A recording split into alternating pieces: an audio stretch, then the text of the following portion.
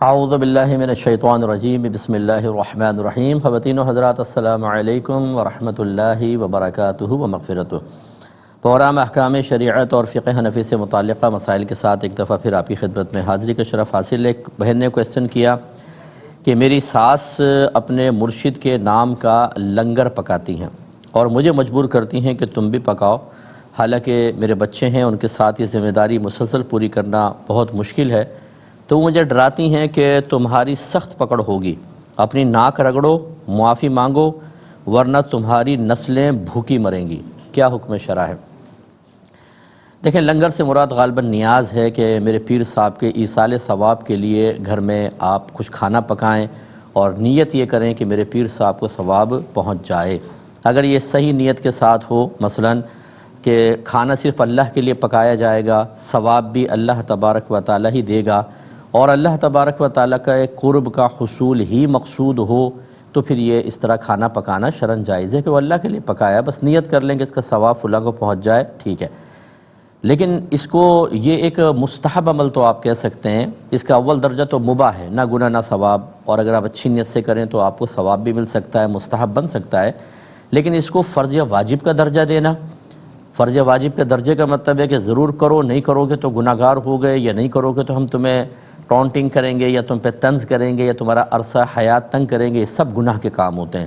یہ مستحب ہے، اس پہ کوئی زبردستی نہیں کر سکتا، اور جب آپ کی ایک ذمہ داری ہے، گھر پہ بچوں کو سنبھالنا ہے، شوہر کو سنبھالنا ہے، کام کرنا ہے، تو آپ پہ کوئی فرض واجب نہیں کہ آپ یہ کام کریں، نہ آپ پر اس معاملے میں ساس کا حکم ماننا کوئی واجب ہے۔ اس پر ساس کا یہ کہنا کہ ناک رگڑو، معافی مانگو، تمہاری نسلیں بھوکی مریں گی، انہیں خود ایک دفعہ سوچنا چاہیے کہ آپ یہ جو بد دعائیں دے رہی ہیں یا ایک بھیانک نتائج کی خبریں دے رہی ہیں، کس نے آپ کو بتایا؟ اپنے پاس سے آپ کوئی بھی کسی بھی چیز کے کرنے کا ایک رزلٹ قائم کر لیں یا نہ کرنے کے کچھ نتائج اپنے پاس سے مرتب کر کے لوگوں کو ڈرائیں، اس کی اجازت آپ کو کس نے دی ہے؟ یہ تو صحابہ کرام علیہم رضوان کے لیے بھی جائز نہیں ہے کہ وہ اپنے پاس سے کسی بھی فعل کا اخروی انجام ذکر کر دیں کہ اس کا انعام یہ ملے گا، اس کی برائی یہ ہوگی، یہ سزا ملے گی، اپنے پاس سے نہیں کہہ سکتے، وہ نبی کریم صلی اللہ علیہ وسلم سے سن کر ہی کہہ سکتے ہیں۔ اور اگر کوئی صحابی نبی کریم صلی اللہ علیہ وسلم کی طرف نسبت کیے بغیر ایسی کوئی بات بیان کرتا ہے تو بعد والوں پر واجب ہوگا کہ وہ یہی حسن ظن قائم کریں کہ یہ نبی کریم صلی اللہ علیہ وسلم نے انہیں بتایا ہوگا، تبھی انہوں نے آگے ذکر کیا ہے۔ یعنی ایک صحابی بھی اپنے پاس سے کچھ نہیں کر سکتا، اور یہاں پر یہ بیٹھ گئیں اور تمام چیزیں بیان کر رہی ہیں، شدید گناہ گار ہیں۔ آپ اپنا روٹین جاری رکھیں، ان کا کہنا ہرگز ماننے کی حاجت نہیں ہے، اس میں ان کو پیار محبت سے سمجھایا جائے، آپ کی کوئی گرفت نہیں ہوگی۔ یہ کہ بھائی کہتے ہیں کہ میں نے کسی کو قرض دیا تھا، اس نے آدھا مجھے قرضہ لوٹا دیا ہے اور آدھا باقی ہے، لیکن جب میں نے زکوٰۃ نکالی تو جو اس پہ قرضہ باقی تھا اس کی بھی زکوٰۃ نکال دی، تو جو میں نے زکوٰۃ نکالی وہ فرض ادا ہوئی یا نفل ہوئی؟ یعنی غالباً کے کہنے کا پوچھنے کا مقصد یہ ہے کہ پہلے وہ مال میرے قبضے میں آ جاتا، پھر میں اس کی زکوٰۃ نکالتا تو فرض ادا ہوتی، ابھی چونکہ قبضے میں نہیں آیا، پہلے نکال دی، تو یہ فرض ہے یا نفل؟ دیکھیں، یہ فرض ہے، ٹھیک ہے۔ اگر آپ کا قرضہ ہے اور وہ اقرار کر رہا ہے، منع نہیں کرتا ہے، تو آپ ایڈوانس بھی اس کی زکوٰۃ نکال سکتے ہیں، اگرچہ آپ کے لیے جائز تھا کہ آپ ویٹ کرتے، جب وہ قرض ملتا تو اس پر آپ زکوٰۃ ادا کرتے بناتے ہر سال جائیں گے، یعنی جو آپ کا ٹوٹل مال ہے جو آپ نے قرض دیا اس کو اس میں ملا کر زکوٰۃ کا حساب کریں گے۔ پھر جو اس مال کی زکوٰۃ بن رہی ہے وہ ادا کرنا واجب نہیں ہے، اس کی ادائیگی اس وقت واجب ہوگی جب وہ مال آپ کے قبضے میں آئے گا، لیکن اگر آپ اس کے قبضے سے پہلے ہی وہ زکوٰۃ ادا کرنا چاہیں تو بالکل ادا ہو جائے گی اور فرض ہی ادا ہوگی۔ اب جب وہ آپ کو مال ملے گا، چونکہ آپ اس کی زکوٰۃ پہلے دے چکے ہیں، تو لہٰذا اس سال جو جتنے پچھلے سالوں کی زکوٰۃ تھی وہ مزید دینے کی حاجت نہیں ہے، وہ تو آپ پہلے دے چکے ہیں۔ ہاں، پھر یہ مال آپ کے دیگر مال کے ساتھ مل کر اس پہ سال گزرے گا تو پھر وہ آگے الگ حساب ہوگا۔ یہ سوال سے پہلے ایک آیت ہے، کلُّ نفس ذائقۃ الموت، ہر جان نے موت چکھنی ہے، یہ ہر جان موت چکھنے والی ہے۔ اس پہ ایک نوجوان نے کویسچن کیا کہ اگر کوئی مذاق میں یوں کہہ دے کہ کلُّ نفس ذائقۃ الشادی، ہر جان نے شادی کا ذائقہ چکھنا ہے، ہنسی مذاق کرتے لڑکے، تو کیا حکم شرع ہوگا؟ دیکھیں، آیات کا اس طریقے سے مذاق اڑانا، ان میں اپنے پاس سے کوئی اس طرح کے الفاظ ذکر کر دینا اللہ کے کلام میں کہ جس سے لوگ ہنسیں اور ایک آیت مذاق بن جائے، یہ کفر ہوتا ہے، اور ایسا شخص دائرہ اسلام سے خارج ہوگا۔ جتنے اس پہ ہنسے ہوں گے، جتنے خوش ہوئے، سب کے سب دائرہ اسلام سے خارج۔ انہیں کلمہ دوبارہ پڑھنا ہوگا جس کو تجدید ایمان کہتے ہیں، اور اگر یہ شادی شدہ تھے تو تجدید نکاح بھی کرنا ہوگا۔ نہیں کریں گے تو یہ دنیا میں بھی رسوائی ان کی طرف متوجہ ہوگی اور آخرت میں بھی انجام بھیانک ہو سکتا ہے۔ لہذا خدا را جتنے ہمیں اس وقت سن رہے ہیں، آیات کو، حدیثوں کو اور بزرگان دین کے اقوال کو مذاق کا نشانہ نہ بنائیں۔ بزرگوں کے اقوال چلیں گے، ان کے اپنی طرف سے اس کے مذاق کرنا، اس کے ساتھ مذاق کے معاملہ کرنا بے ادبی ہے، کفر نہیں، لیکن حدیث اور پھر سب سے بڑھ کر قرآن عظیم، اگر اس میں ذرا بھی مذاق وغیرہ شامل کیا تو اللہ تعالیٰ کی ذات بے نیاز ہے، اس سے ڈرنا چاہیے، ایمان سلب ہو سکتا ہے اور اس کے بعد پھر انجام بھیانک ہے۔ یہ کہتے ہیں کہ میں مسجد کے صحن میں نماز پڑھ رہا تھا کہ اچانک مجھے احساس ہوا کسی پرندے کی بیٹ مجھ پر گری ہے، تو میں نماز پڑھتا رہا۔ نماز کے بعد میں نے دیکھی تو اب کیا حکم شرع ہوگا؟ دیکھیں، سب سے پہلے تو آپ کو یہ غور کرنا ہوگا کہ وہ بیٹ کس کی ہے، حلال پرندے کی ہے یا حرام شکاری پرندوں کی؟ حلال کی جیسے کبوتر ہے اور چڑیا ہے، طوطا ہے، یہ حلال ہوتے ہیں۔ ان کی بیٹ اگر گرے تو بالکل پاک ہے، اس سے آپ کے کپڑوں میں کوئی فرق نہیں پڑا، چاہے کتنی مقدار میں گرتی آپ کی نماز ہو گئی۔ اور اگر حرام جانوروں کی ہے جیسے چیل کی ہے یا کوے کی ہے، باز ہوتا ہے، شکرا ہوتا ہے، ان کی بیٹ نجاست خفیفہ ہوتی ہے۔ اب وہ جب گری ہے تو یہ دیکھنا ہوگا کس جگہ پر گری ہے۔ مثلا اگر آپ ہاتھ باندھے ہوئے تھے، بازو پہ گر گئی، فرض کر لیں، تو یہ پورا یہ ایک بازو جو ہے اس کے 4 حصے آپ کریں، 1 2 3 اور یہ چوتھا، اگر یہ پورے چوتھے حصے کو گھیر لے گی تب اس کا پاک کرنا آپ پر لازم ہوگا، اگر اس سے کم ہے تو معاف ہوتی ہے۔ لہذا اسی طریقے سے آپ کے پشت کے اوپر گر گئی، مثال کے طور پہ کمر پہ کر گیا کوئی کارروائی، تو اب آپ کو جو پیچھے کی پوری ہے کپڑا اس کے بارے میں غور کرنا ہوگا، 1/4 کو گھیرے گا تب کہیں جا کے پاک کرنا لازم ہوگا، ورنہ نہیں۔ خلاصہ کلام یہ کہ عمومی طور پہ جو بیٹیں گرتی ہیں یہ کپڑے کی چوتھائی کو نہیں گھیر پاتی ہیں یا عضو کی چوتھائی کو نہیں گھیر پاتی ہیں، تو آپ کی نماز ہو جائے گی، ٹھیک ہے۔ لیکن ہاتھ وات پہ گریں تو احتیاطاً دھو کے نماز کو لوٹائیں، کیونکہ چھوٹا ایریا ہوتا ہے، اس میں ہو سکتا ہے زیادہ گھیر لے، لیکن کپڑے وغیرہ کے اوپر گرتی ہے، پیٹھ پہ، کندھوں پہ، اس طرح، تو اس میں کافی گنجائش ہو سکتی ہے۔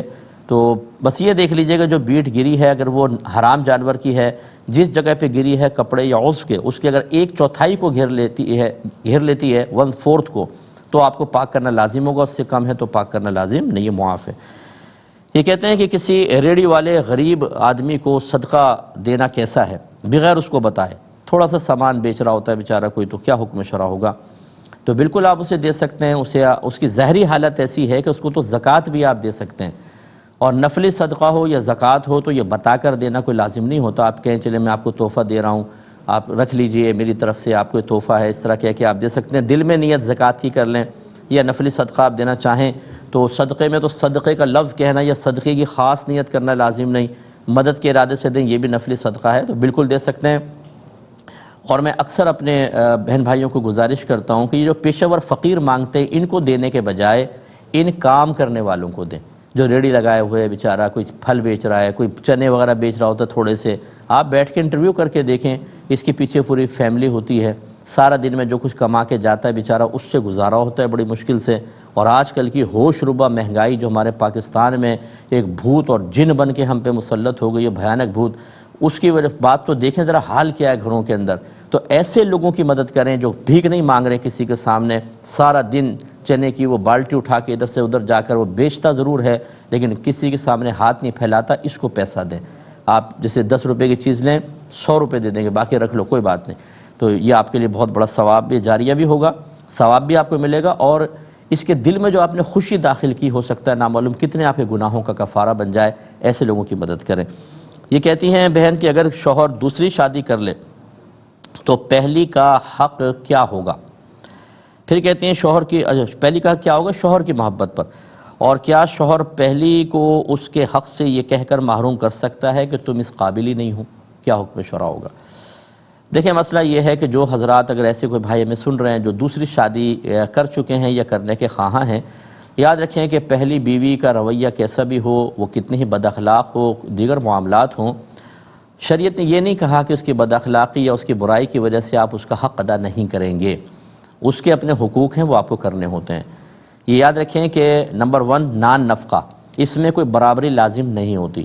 نان نفقے کا مطلب کھانا پینا، لباس اور رہائش، اس میں فرق ہو سکتا ہے۔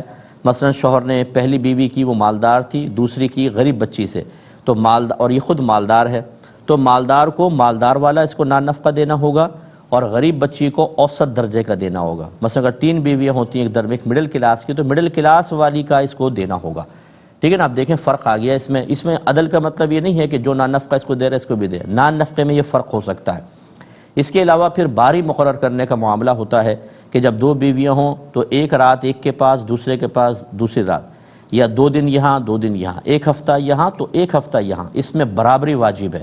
اور اس میں نہیں دیکھا جاتا کہ آپ کو وہ پسند ہے یا نہیں ہے، اس کی عمر زیادہ ہے یا کم ہے، وہ کنواری ہے یا کوئی کسی بیوہ سے آپ نے نکاح کیا تھا، اس میں سب عورتیں برابر ہوتی ہیں بالکل۔ ہمارے نبی کریم صلی اللہ علیہ وسلم کی ازواج مطہرات میں سیدہ عائشہ صدیقہ رضی اللہ تعالی عنہا کنواری خاتون تھیں، باقی سب جو تھیں مطلقہ یا بیوہ تھیں، لیکن رحمت کونین صلی اللہ علیہ وسلم نے سب کی باریاں مقرر فرمائی تھیں۔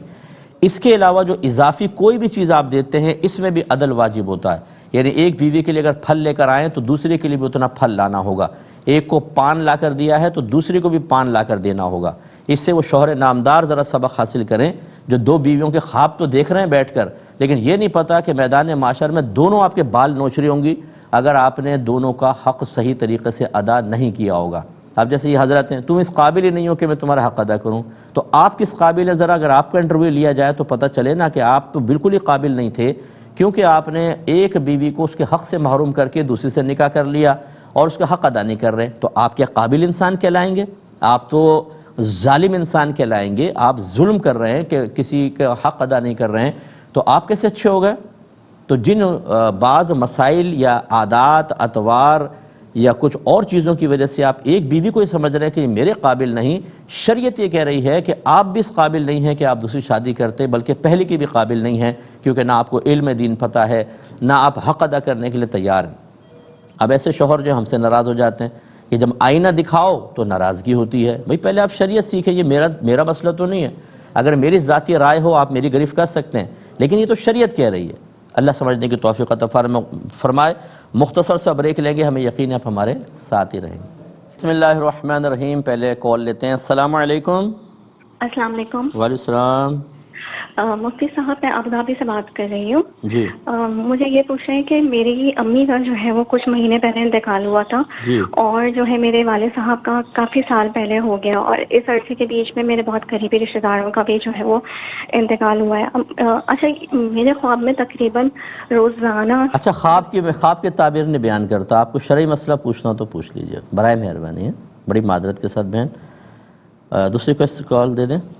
ایک اور کالر ہیں۔ السلام علیکم۔ السلام علیکم۔ جی وعلیکم السلام۔ جی صاحب، میرا 3 سوال ہے۔ پہلا سوال یہ ہے کہ ایک خاتون ہے، وہ بار بار آنکھ میں پانی ڈالتی ہیں اور روزے کی حالت میں بھی وہ ایسے کرتی رہتی ہیں، تو کیا ان کا روزہ صحیح رہے گا؟ آنکھ میں پانی ڈالتی ہیں؟ جی جی مفتی صاحب، ٹھیک ہے، اور بار بار اور مفتی صاحب دوسرا سوال یہ ہے کہ ہم یہ سنتے ہیں نا کہ کوئی شخص قرآن پڑھ رہا ہو تو کچھ لوگوں پہ سننا فرض ہو جاتا ہے، تو کسی نے یہ مسئلہ بتایا ہے کہ قرآن سننا اس وقت فرض ہوتا ہے کہ پڑھنے والا سنانے کی نیت سے پڑھے تب فرض ہوگا، اگر وہ ایسے بلند آواز سے پڑھ رہا ہے تو لوگ بھلے چلتے پھرتے رہیں، کوئی سننا فرض نہیں ہوتا۔ یہ مسئلہ صحیح ہے؟ ٹھیک اور ہے۔ مجھ سے آخری سوال میرا یہ ہے کہ گردان رٹنے کا یا یاد کرنے کا آسان طریقہ کیا ہے، کس طرح سے زبان پہ جلدی سے جاری ہو جائیں؟ اچھا چلیں بتاتا ہوں انشاءاللہ۔ چلیں پہلے یہ لے لیتے ہیں۔ انہوں نے کہا کہ کوئی خاتون آنکھ میں بار بار پانی ڈالتی ہیں، ہو سکتا ہے خشک ہو جاتی ہو یا کوئی اور پرابلم ہوتی ہو، تو حالت روزہ کا کیا حکم ہوگا؟ دیکھیں، جو دوا ہم ڈالتے ہیں نا، یہ لیکوڈ بہت ہی تھک، بہت ہی باریک ہوتا ہے، تھن ہوتا ہے بہت ہی زیادہ، تو اس کا گمان یہ ہوتا ہے، اور اکثر ہوتا بھی ایسا ہے کہ جب آپ ڈراپ ڈالتے ہیں تو بعض اوقات حلق میں کڑوا سا ذائقہ محسوس ہوتا ہے، تو لہٰذا چونکہ آنکھ اور حلق کے درمیان ایک روٹ اور پیسج ثابت ہوتا ہے، اس لیے اگر حالت روزہ میں دوا ڈالیں گے تو روزہ ٹوٹ جائے گا۔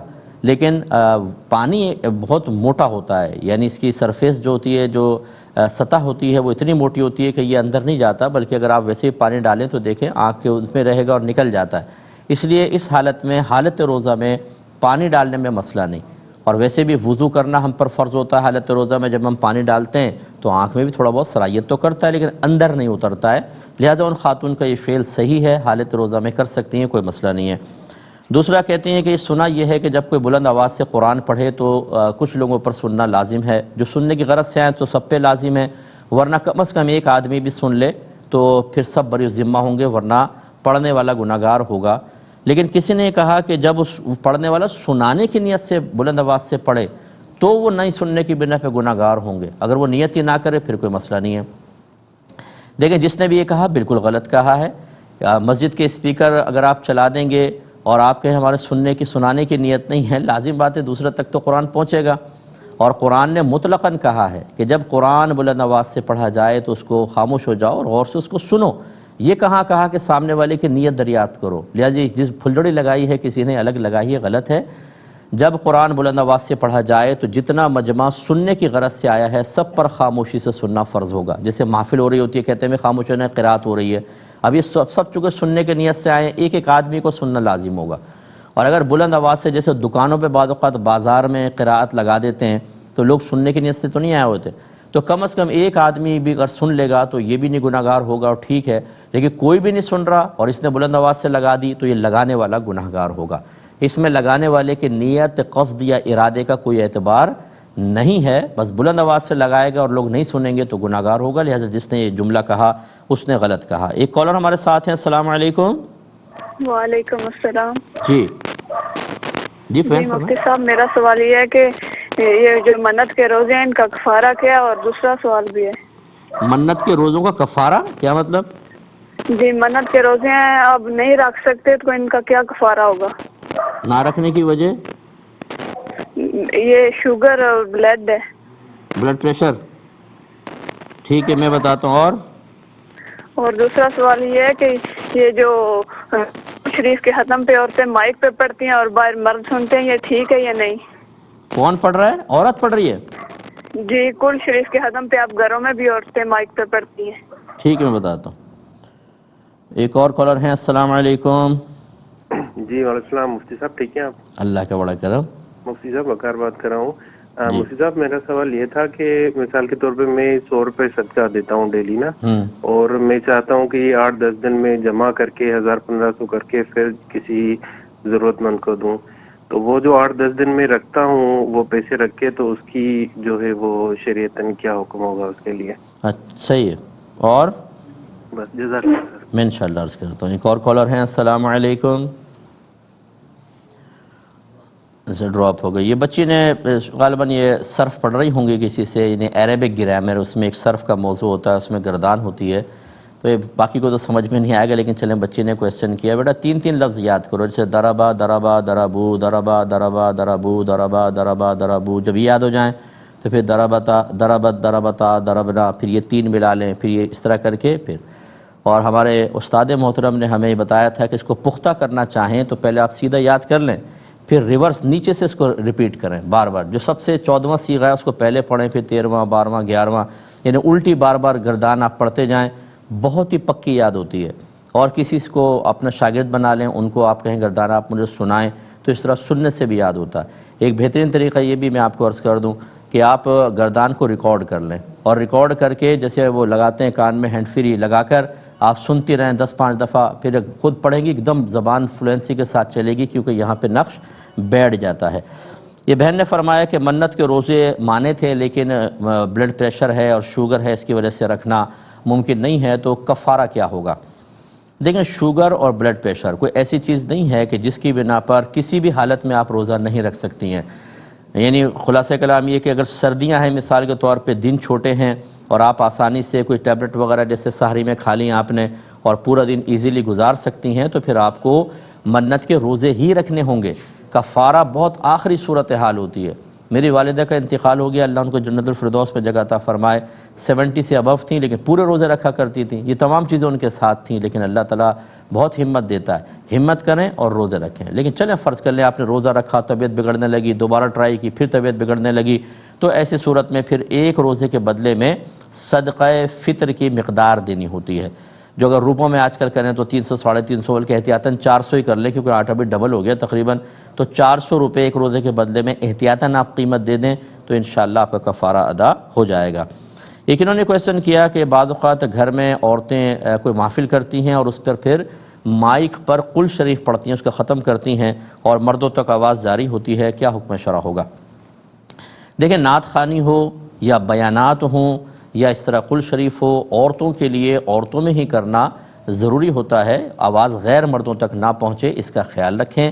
وجہ اس کی یہ ہے کہ عورت کی آواز بھی عورت کہا گیا ہے، یعنی چھپانے کی چیز، عورت کا مطلب ہوتا ہے چھپانے کی چیز، اور اس طرح کی آوازیں جب باہر جاتی ہیں تو کسی خاتون کی آواز میں بڑی ملائمت ہوتی ہے، اس میں ایک اٹریکشن مرد محسوس کرتا ہے، اور شریعت اسی کو پسند نہیں کرتی کہ اگر کوئی عورت پڑھے اور باہر آواز جائے۔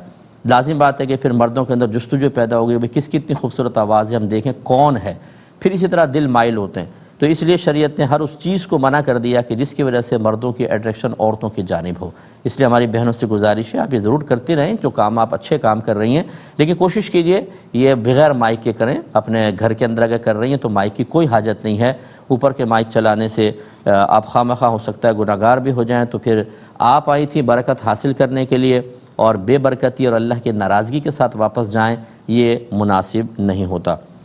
یہ بھائی نے فرمایا کہ میں روزانہ تقریباً 100 روپے صدقہ کرنے کی عادت ہے، تو بعض اوقات ایسا کیا میں کر سکتا ہوں کہ میں ایک ہفتے تک جمع کروں، پھر ایک رقم جمع ہو جائے پھر میں کسی کو دے دوں، تو یہ ایک ہفتے تک صدقہ نہ کرنا بلکہ جمع کر کے رکھنا کیسا ہے؟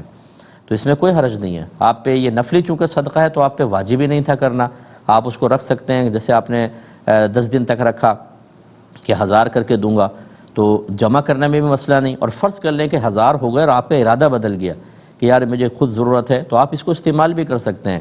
صرف صدقے کے ارادے سے مال کو ایک طرف رکھ دینے سے اس کی ادائیگی واجب نہیں ہو جاتی، وہ آپ چاہیں تو اپنے اوپر یوز کر لیں اور چاہیں تو صدقہ کر دیں، دونوں افعال بالکل شرعاً جائز ہیں۔ ایک کال لیتے ہیں۔ السلام علیکم۔ وعلیکم السلام۔ جی بہن، میری شادی کو آپ سے پوچھنا تھا، میری شادی کو 1.5 سال ہو گئے ہیں۔ جی بیٹا۔ تو دوائی وغیرہ بھی لی ہے تو کوئی نہیں ہو رہے، مطلب کہ اولاد نہیں ہو اولاد کے رہی، تو مسئلے، سسرال والے کہتے ہیں کہ مطلب کہ جادو ہوا ہوا ہے ہم پہ، تو وہ کہتے ہیں کہ تویز وغیرہ لو، یہ کرو۔ میں کہتی ہوں کہ میں نے نہیں جانا کہیں بھی دم کرانے، تویز نہیں لینے، اللہ تعالیٰ خود ہی دے گے۔ ٹھیک ہے بیٹا، میں عرض کرتا ہوں انشاءاللہ۔ ایک اور کالر ہیں۔ السلام علیکم۔ جی وعلیکم السلام۔ جی سر جی مولوی صاحب، میرا یہ سوال ہے کہ ہم کیا مسجدوں میں ریکارڈڈ اذان جو بہت پیاری اذان آواز میں اذان ہوتی ہے، وہ کیا ہم مسجد کے اسپیکروں میں پلے کر سکتے ہیں؟ یعنی نماز کے لیے یا ویسے ہی سننے کے لیے؟ نہیں، نماز کے لیے۔ ٹھیک ہے، میں بتاتا ہوں انشاءاللہ۔ ٹھیک ہے، یہ بچے نے کہا کہ 1.5 سال ہوئے ہیں اور اولاد نہیں ہے، تو گھر والے کہتے ہیں آپ پہ جادو ٹونا ہے، باباؤں کے پاس پہنچ جائیں اور وہاں سے دم کروائیں، تعویذ لیں، لیکن بچی کہتی ہے کہ نہیں، اللہ دے گا، میں نہیں جاتی کہیں پر، کیا حکم شرع ہوگا؟ دیکھیں، پہلی بات تو یہ ہے کہ سب اچھی طرح سمجھ لیں کہ یہ اولاد کا ہونا نہ ہونا اور اولاد کا کب ہونا، یعنی شادی کے کون سے سال میں ہوگی، لڑکے کتنے ہوں گے، لڑکیاں کتنی ہوں گی، یہ سب ازلی فیصلے ہو چکے ہیں۔ اللہ تبارک و تعالیٰ نے مخلوق کی پیدائش سے 50,000 سال پہلے ان کے لیے فیصلے کر دیے تھے۔ تو صحابہ نے اس پر یہ پوچھا، رسول اللہ جب ہمارے حق میں فیصلے ہو گئے تو ہم عمل کیوں کریں؟ سرکار نے فرمایا تم عمل کرتے جاؤ، اللہ تبارک و تعالیٰ ہر شخص کے لیے اس چیز کو آسان کر دے گا جس کے لیے اسے پیدا کیا ہے۔ خلاصہ کلام یہ ہے کہ یہ سب چیزیں لکھ دی گئی ہیں، اب آپ کوشش کریں نہ کریں، نہیں ملنا تو نہیں ملنا، اور ملنا ہے تو ملے گا۔ اگر آپ کوشش کریں گے نہیں ملنا، نہیں ملے گا، اگر آپ بالکل ہاتھ پہ ہاتھ دھر کے بیٹھ جائیں ملنا ہے تو ملے گا۔ لیکن آپ کے نبی کریم صلی اللہ علیہ وسلم نے جو بتایا، ہمیں ایک سوچ دی ہے، وہ ہے عمل کی، کہ آپ کوشش کریں اس یقین کے ساتھ کہ اس کوشش کا نتیجہ میری مرضی کے مطابق نہیں بلکہ اللہ کے ازلی فیصلے کے مطابق ملے گا۔ لہٰذا ڈاکٹر سے علاج کروانا، کسی واقعی کوئی اچھے بزرگ ہیں ان سے دعا کے لیے عرض کرنا، اگر وہ واقعی کلمات صحیحہ پر مشتمل تعویذ لکھ کر دیتے ہیں، آیات کے تعویذ دیگر، ان کا استعمال کرنا۔ جو تعویذ اللہ کے نبی نے منع کیا وہ کفریہ اور شرکیہ کلمات پر مشتمل تعویذات کو منع کیا ہے۔ اللہ کے پاکیزہ کلمات کو کیسے سرکار منع کر سکتے ہیں؟ یہ بھی ایک بات بعضوں کے وہم ہوتا ہے۔ سرکار نے اس سے پوچھا گیا رسول اللہ کہ ہم دم سے علاج کر سکتے ہیں؟ فرمایا جس چیز سے تم دم کرنا چاہتے ہو اسے میرے سامنے پیش کرو، اگر وہ کلمات کفر و شرک ہوگا تو اس سے نہ کرو، اگر پاکیزہ کلمات ہے تو دم کر سکتے ہو۔ تو بیٹا یہ ایک علاج جو ہے یہ بھی سنت مبارکہ ہے، سرکار نے اپنا علاج فرمایا، چاہے وہ دیگر چیزوں کے ساتھ، صحابہ کرام کے لیے دعائیں کی ہیں، ان کو وظائف بھی سرکار نے عطا فرمائے ہیں۔ اس لیے پہلی بات تو یہ کہ اللہ کی طرف متوجہ رہیں۔ بالکل آپ سے صحیح کہا کہ دینے والی ذات اللہ تبارک و تعالیٰ کی ہے، وہی مشکل کشا ہے، وہی ہمارے مسائل حل کر سکتا ہے، اسی کے خزانے بھرے ہوئے ہیں، وہ چاہے تو کوئی ہمیں ایک تنکا بھی نہیں دے سکتا۔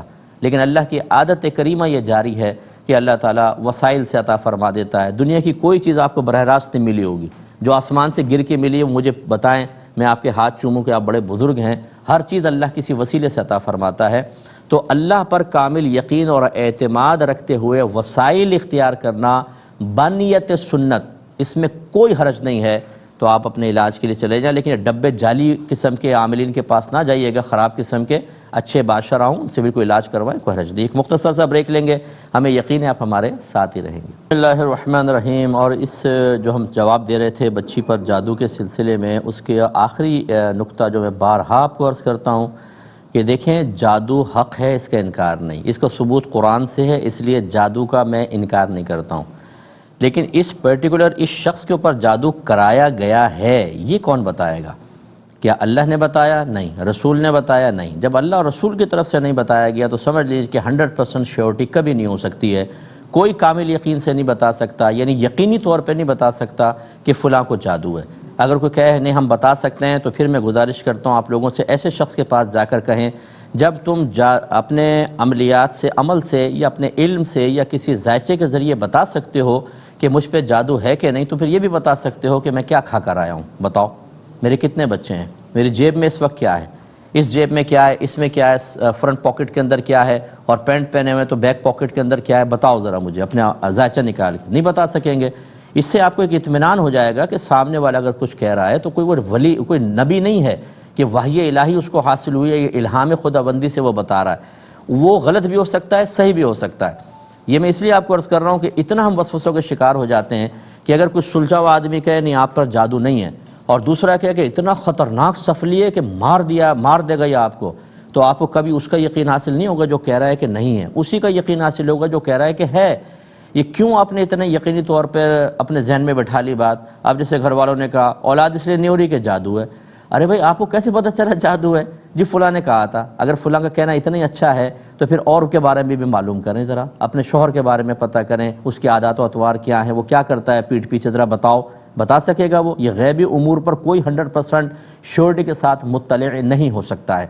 دوسری بات بیٹا یہ ذہن میں رکھیے آپ، اور آپ کی وساطت سے جتنے اس وقت مجھے سن رہے ہیں سب اپنے ذہن میں رکھیں، کوئی چاہے جادو کرائے ٹونا کروائے، اگر اللہ کا ازلی فیصلہ ہے کہ مجھے ایک چیز ملے گی اور کسی نے جادو کرایا کہ اس کو نہ ملے، سارے جادو اگر ناکام ہوں گے مجھے وہ چیز ضرور ملے گی، کیونکہ کوئی اللہ کے فیصلے کو بدلنے والا نہیں ہے، کوئی اللہ سے زیادہ طاقتور نہیں ہے۔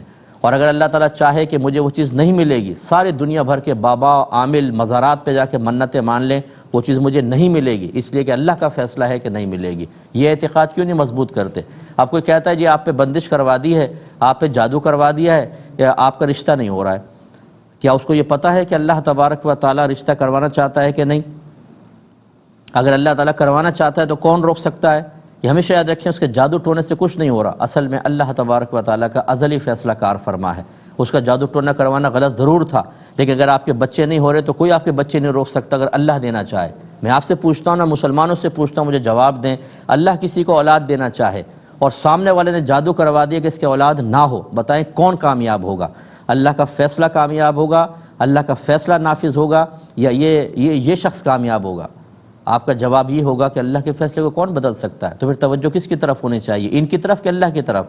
لیکن اس کے باوجود میں کہہ رہا ہوں کہ علاج کروانے میں مسئلہ نہیں ہے، لیکن آپ جب ڈپریشن کا شکار ہو جاتے ہیں، آپ وسوسوں کے شکار ہو جاتے ہیں، آپ جب کوئی کہتا ہے کہ جی آپ پہ جادو ہے، آپ اتنا کامل یقین کر لیتے ہیں جیسے کہ وحی الہی نازل ہو گئی، اور جب وہ کہتا ہے کہ آپ کے یہ والدہ کی طرف سے کسی نے کروایا، ننیال کی طرف سے، تو آپ خالاؤں سے بدزن ہو جاتے ہیں، ددیال کی طرف سے تو پھپھیوں سے بدزن ہو گئی۔ ارے بھائی وہ وحی الہی تو نہیں آئی اس کے پاس کہ وہ اگر کہہ دے تو آپ اس سے بدزن ہو جائیں۔ اور یہ آج کل ہر ایک شخص آپ کہیں جی کیا ہے، یہ ہے، کیا ہے، یہ ہے، جادو ٹونا فلاں لوگوں کو بالکل ضعیف الاعتقاد بنا دیا ہے۔ ارے بھائی اللہ تبارک و تعالیٰ نے ازلی فیصلے فرمائے، اللہ کی رضا پر راضی رہیں۔ حضرت ابن عباس کی روایت میں کتنے دفعہ آپ کو سنا چکا ہوں، نبی کریم صلی اللہ علیہ وسلم نے حضرت ابن عباس رضی اللہ تعالیٰ عنہما سے فرمایا کہ ابن عباس اگر یہ ساری دنیا تجھے نقصان پہنچانے پر جمع ہو جائے اتنا ہی نقصان پہنچا سکتی ہے جتنا اللہ نے تیری قسمت میں لکھا ہے، اور اگر یہ سارے تجھے فائدہ پہنچانے پر جمع ہو جائیں اتنا ہی فائدہ پہنچا سکیں گے جتنا اللہ نے تیری قسمت میں لکھا ہے۔ اللہ کا کرم ہے، زمانہ طالب علم سے حدیث یہاں ہے میرے، میں نہ کسی سے گھبراتا ہوں کہ یہ کر دے گا وہ کر دے گا، نہ کسی کی مسکا پالش کرتا ہوں جھوٹے اس کے لیے تعریفی کلمات کہنا کہ مجھے بینیفٹ حاصل ہو جائیں۔ جو اللہ تعالیٰ دینے کا ارادہ رکھتا ہے کوئی روک نہیں سکتا، جو نہیں دینے کا ارادہ رکھتا وہ کوئی مجھے دے نہیں سکتا، تو میں کیوں ناجائز کام کروں؟ اس لیے اعتقاد مضبوط رکھیں۔ اب آپ کسی کے پاس جا کے علاج کروائیں، کوئی مسئلہ نہیں ہے، اور بعض اوقات تو جادو ٹونا ہوتے ہی نہیں ہے، کہتے ہیں اپنے دھندے چلانے کے لیے جادو ہے ٹونا ہے، اور پھر آپ سے پیسے اینٹتے رہیں گے، تو آپ بیٹا چلی جائیں ذرا، لیکن ریزرو رہیے گا، بہت کلوز نہ ہوں۔ یہ عاملین بڑے خطرناک قسم کے ہوتے ہیں، ہمیں کوئی عمل کرنا ہے آپ رات کو یہاں رک جائیں اور یہ ہو جائے اور وہ ہو جائے، جو جعلی قسم کے ہوتے ہیں یہ پھر بہت الٹی سیدھی حرکتیں بھی کرتے ہیں، اس سے بھی ہوشیار رہیں، اللہ تعالیٰ سمجھنے کی توفیق عطا فرمائے۔ ایک یہ کہتے ہیں کہ مسجد میں ریکارڈڈ اذان لگا دینا کیسا ہے؟ نماز کا ٹائم ہوا، حرمین شریفان والی اذان ریکارڈ پہ لگا دی تاکہ لوگ سنیں اور خوبصورت سی آواز آئے، کیا حکم شرع ہوگا؟ دیکھیں یہ سنت متوارثہ کے بالکل خلاف ہے۔ سنت متوارثہ کا مطلب نبی کریم صلی اللہ علیہ وسلم سے وراثتاً منتقل، یعنی ایک عمل جو لگاتار منتقل ہوتا ہے نا اس کو کہتے ہیں متوارثہ۔ اب اگر وہ سنت ہے تو سنت متوارثہ وہ یہی ہے کہ زندہ انسان باقاعدہ اوقات کا لحاظ کر کے اور اذان دے۔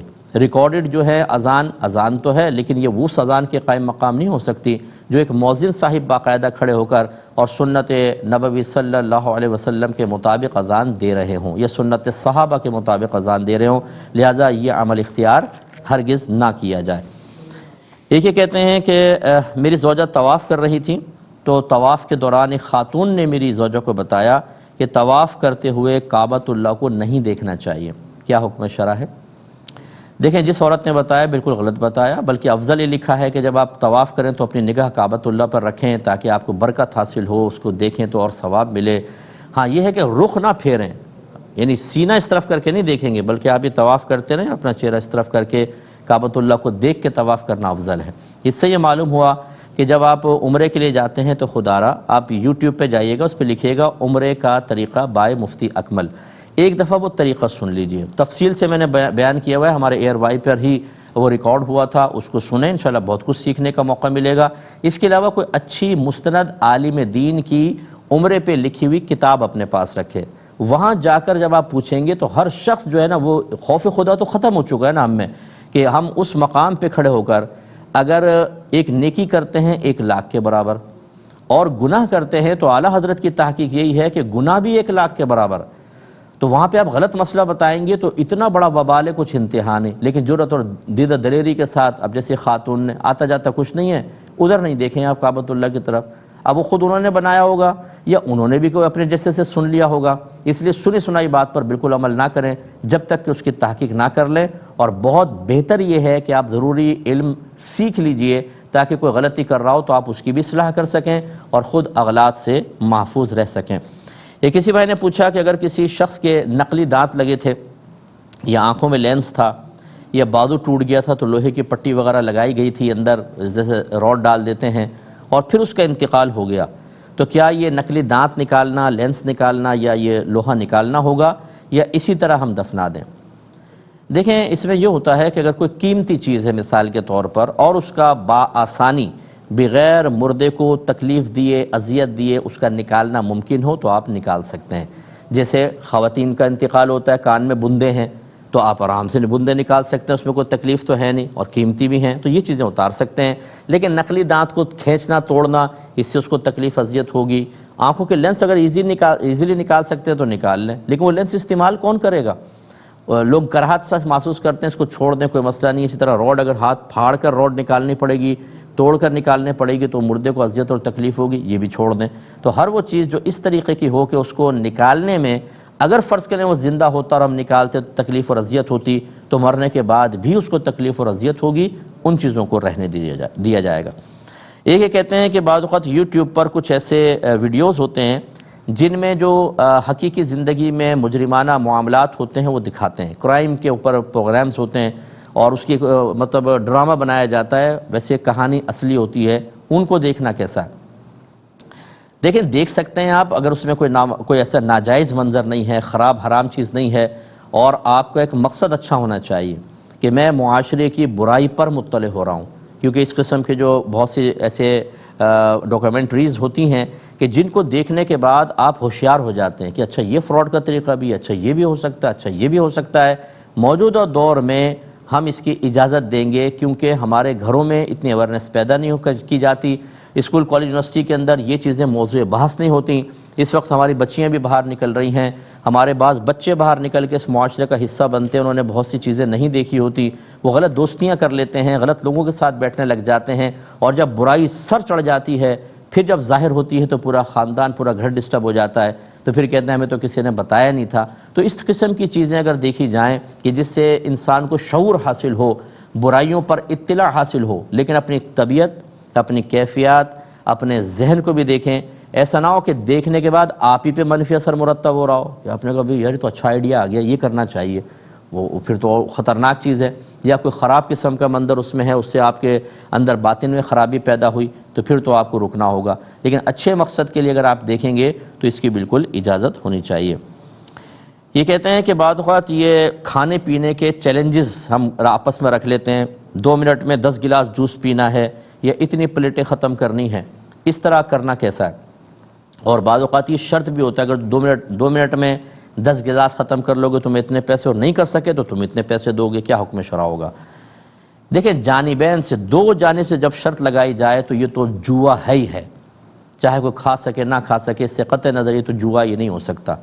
ون سائیڈڈ ہو تو صحیح ہے، اگر تم یہ کام کر لو گے میں تمہیں 100 روپے دوں گا، یہ نہیں کہا کہ نہیں کر سکے تو تم مجھے دو گے، نہیں، تم یہ کام کر کے دکھاؤ 100 روپے دوں گا، تو یہ کہنا تو شرعاً جائز ہے، بشرطے کہ وہ عمل ٹھیک ہونا چاہیے، ٹھیک ہے۔ ایک تو یہ شرط کے بارے میں آپ کو بتایا۔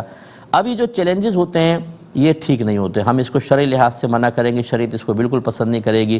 اس لیے ایک تو اس میں غذا کی بے حرمتی ہوتی ہے، برگر کھانے تو بھر رہے ہیں منہ کے اندر، گر رہا ہے، تھوک نیچے گر رہا ہے، گندگی گر رہی ہے، اور دبا دب کھا رہے ہیں اس کو، یہ غلط۔ دوسرا وَلَا تُلْقُوا بِأَيْدِيكُمْ إِلَى التَّهْلُكَةِ، اپنے آپ کو ہلاکت میں مبتلا نہ کرو۔ اس میں جلدی کھانا ہوتا ہے، بعض کا گلے میں کھانا اٹک جاتا ہے، پھر ضرورت سے زیادہ کھاتے ہیں، گرم انڈے کھا لیے، دیگر چیزیں کھا لی، اس میں بدہضمی، پھر باہر جا کے دیگر معاملات اور طبیعت کی خرابی، جب اتنی اس کے اندر ہے تو تھوڑے سے لالچ کے لیے آدمی اس قسم کے چیلنجز کو قبول کرے۔ ہماری شریعت کا نظریہ یہ ہے، شریعت کی نگاہ کے اندر یہ صحیح نہیں ہے۔ اب یہ ہوتا یہ ہے کہ جب ہم اس قسم کی کوئی بات کہتے ہیں، شریعت کی ایک بات بیان کرتے ہیں، تو لوگ کہتے ہیں یار یہ عرصہ حیات مولوی حضرات تنگ کر رہے ہیں، یہ بھی نہیں کرو، یہ بھی نہیں کرو، یہ بھی نہیں کرو۔ بھائی آپ دوسرے طریقے کر لیں، آپ ضروری کوئی ہے، شریعت ہر کو منع نہیں کرتی، شریعت ہر ایکٹیویٹی کو ناجائز قرار نہیں دیتی ہے، لیکن جس کو دیتی ہے اس میں تو آپ کو شریعت کو فالو کرنا چاہیے۔ آخرت میں آپ کو انعام اپنے نفس کی غلامی کا نہیں ملے گا، شیطان کی اطاعت کا نہیں ملے گا، ان کی شریعت کی تعلیم کی روشنی میں مخالفت کا انعام ملے گا۔ اس لیے شریعت کا حکم سامنے آئے تو سر تسلیم خم کریں۔ اگر آپ کا خدا نخواستہ بچے کی لاش پڑی ہو نا اور پتہ چلے کہ جی اس نے زیادہ انڈے کھانے کا چیلنج قبول کیا تھا، گلے میں انڈا اٹک گیا تھا بالکل، اور پانی مل نہیں سکا اور مر گیا، اس وقت آپ کو احساس ہوگا، اور شاید آپ کہیں گے نہیں شریعت نے بالکل ٹھیک کہا تھا کہ اس قسم کے چیلنجز کا سامنا کرنا ٹھیک نہیں ہوتا جس میں ہلاکت لازم آ جائے۔ تو اسی طرح یہ ریس کرواتے ہیں موٹر سائیکل کی، اتنے ٹائم میں وہاں تک پہنچ گئے تمہیں اتنا انعام۔ اب وہ چلاتے ہیں نوجوان، کتنے لڑکوں کی ہڈیاں ٹوٹی ہیں، ہمیں پتہ ہے نا، ہمارے پاس کیسز آتے ہیں، سر پھٹ گئے، دماغ باہر نکل آیا، آنتیں پھٹ گئیں ان کی، اسی چکر میں کہ تھوڑا سا پیسہ مل جائے گا۔ اللہ تعالیٰ سے دعا ہے کہ اللہ تعالیٰ ہمیں ان چیزوں سے بچنے کی توفیق عطا فرمائے اور شریعت کی اطاعت کرنے کی توفیق مرحمت فرمائے۔ انشاءاللہ کل آپ کی خدمت میں اسی ٹائم میں دوبارہ حاضری کا شرف حاصل ہوگا۔ خود بھی ہمارا پروگرام دیکھیں، دوسروں کو دیکھنے کی ترغیب دیں، لوگ سیکھیں گے، آپ کے لیے ثواب جاریہ ہوگا۔ اللہ تعالیٰ عمل کی توفیق عطا فرمائے، آمین۔ وآخر دعوانا ان الحمد للہ رب العالمین۔